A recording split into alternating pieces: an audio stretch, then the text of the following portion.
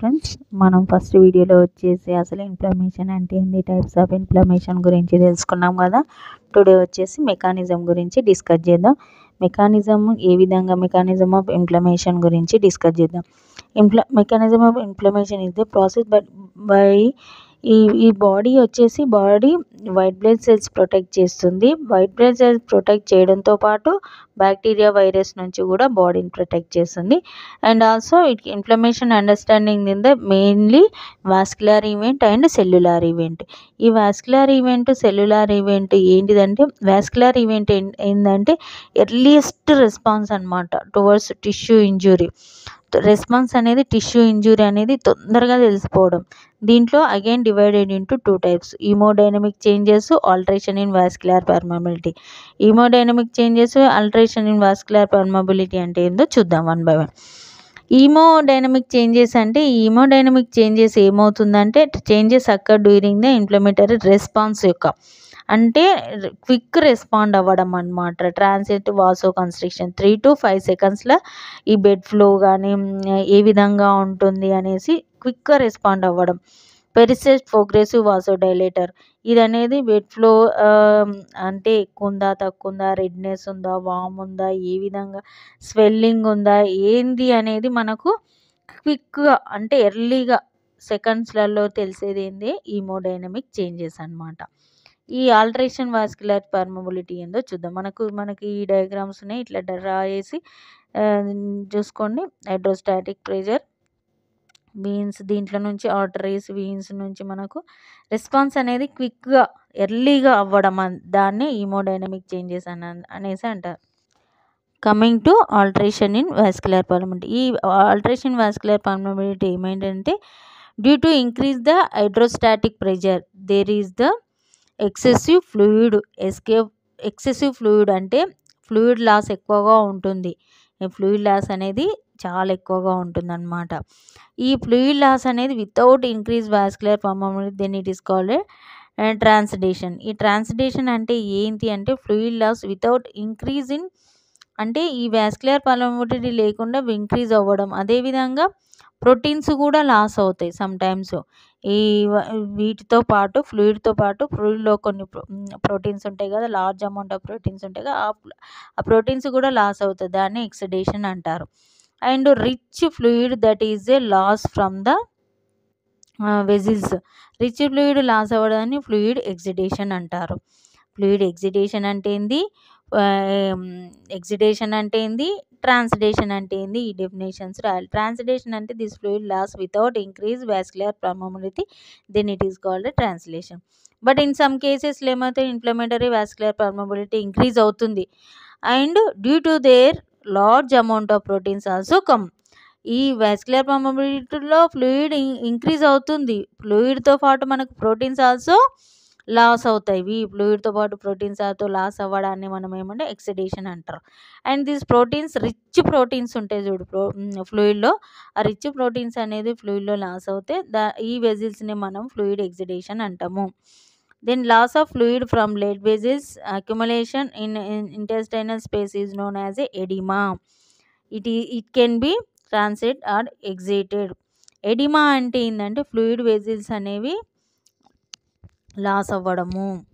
అది next cellular event. ఈ cellular event ఏంటంటే, after the completion of vascular event there is a quick start of cellular event. దీంట్లో migration of WBC లేదా phagocytosis 2 types ఉంటాయి అన్నమాట. First మనం ఏం చేద్దాము, మైగ్రేషన్ ఆఫ్ డబ్ల్యూబీసీ, దీన్ని ఎగ్జైటేషన్ ఆఫ్ ల్యూకోసైట్స్ అని కూడా అంటారు.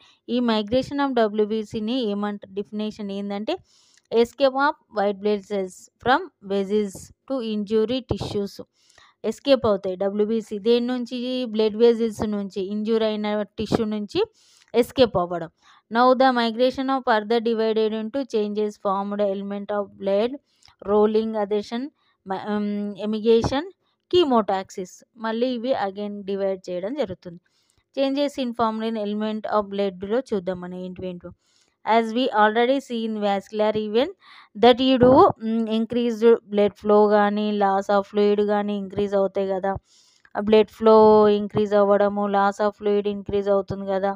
Which lead to slow the blood stream. దీన్నే సెంట్రల్ స్ట్రీమ్ అని, పెరిఫెరల్ జోన్ అని, WBC come close to వెజిల్ wall. Central stream, peripheral zone migration, WBC come close to వెజిల్ wall. దీన్ని మార్జిగేషన్ పైర్వెంట్ అంటారు. అదే రోలింగ్ అదెసిన్ దాంట్లో ఏమవుతుంది, ఈ రోలింగ్ అదెసిన్ దాంట్లో మనకు ల్యూకోసైట్స్, మెయిన్లీ ల్యూకోసైట్స్ ఏం చేస్తే start rolling adhesion endothelial wall blood vessels selectin రెస్పాన్స్తో రోల్ అవుతాయి అన్నమాట. అంటే మెయిన్లీ న్యూట్రోఫిల్స్ స్టార్ట్ అవుతాయి రోల్ అవ్వడం, న్యూట్రోఫిల్స్ స్టార్ట్ అవుతాయి. తర్వాత బ్లడ్ వెజిల్స్ సెలెక్షన్ రెస్పాన్స్ వద్ద రోల్ అయ్యి మనకు ఇంటిగ్రేషన్ రెస్పాన్స్ వద్ద అసలు రోలింగ్ అంటే ఏంది, అదెసివ్ అంటే. రోలింగ్ అంటే ఏంటంటే వీక్ అటాచ్మెంట్ ఉంటుంది అనమాట, వీక్గా ఉంటుంది. Next mediated by the selection. దీంట్లో మనకు ఏ సెలెక్షన్ ఉన్నాయంటే ఈ selection, P selection, L selection. ఈ సెలెక్షన్, పి సెలెక్షన్ అంటే ఎండోథీలియంలో ఉంటుంది, ఎల్ సెలెక్షన్ అనేది న్యూట్రోఫీలియంలో ఉంటుంది. ఈ సెలెక్షన్స్ గురించి నేను నెక్స్ట్ వీడియోలో డీటెయిల్గా చెప్తాను. అదెసిన్లో mediator by the integrins, they are the 2 types, beta 1 integrins, beta 2 integrins. ఈ బీటా 1, బీటా 2 ఇంటిగ్రిన్స్ 2 టైప్స్ ఉంటాయి. దీంట్లోనేమో సెలెక్షన్స్ ఉంటాయి, రోలింగ్లో సెలెక్షన్స్ ఉంటాయి, అదెసివ్లో మనకు ఇంటిగ్రేషన్స్ ఉంటాయి. నెక్స్ట్ ఎమిగ్రేషన్ అంటే once the leukocytes reach the endothelium surface it start the secreting collagenation which destroyed the basement membrane, and after that leukocytes started moving towards injured cell tissues. This process is known as emigration. Emigration అంటే ఏంది లేదండి, leukocytes ఉంటాయి కదా, ఈ leukocytes అనేవి ఆ సర్ఫేస్కి reach అవుతాయి. Surface reach అయ్యి దాన్ని ఏం చేస్తాయి, దగ్గరికి మొత్తం స్టార్ట్ అవుతాయి, సెక్రేటింగ్ అవుతాయి. దీన్నే మనము కొలాజన్స్. ఈ basement membrane after the leukocytes started అవుతాయి, మూవ్ టువర్డ్స్ అవుతాయి. అంటే ఇంజురీ సెల్స్ అటు అటు మూవ్ అవుతాయి కదా, ఇట్లా దాన్ని ఎమిగ్రేషన్ అంటాం. మనకు చూడు ఇంజురీ సెల్స్ ఉన్నాయి, ఈ డబ్ల్యూబీస్ ఉన్నాయి, ఇటు అటు మనకు మూవ్ అవుతాయి కదా, ఇట్లా మూవ్ అయినప్పుడు మనకి ఏమవుతుంది, దీన్ని మనము ఎమిగ్రేషన్ అంటాం. కీమోటాక్సిస్ అంటే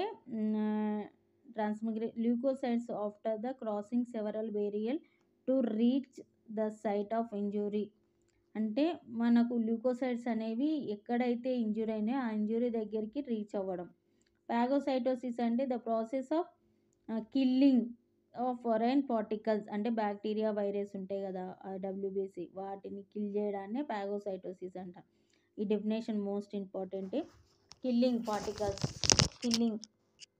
పార్టికల్స్ ఎటువంటి బ్యాక్టీరియా, వైరస్ పై డబ్ల్యూబీసీ అంటే ల్యూకోసైట్స్, దాన్నే పాగోసైటోసిస్ అంటారు.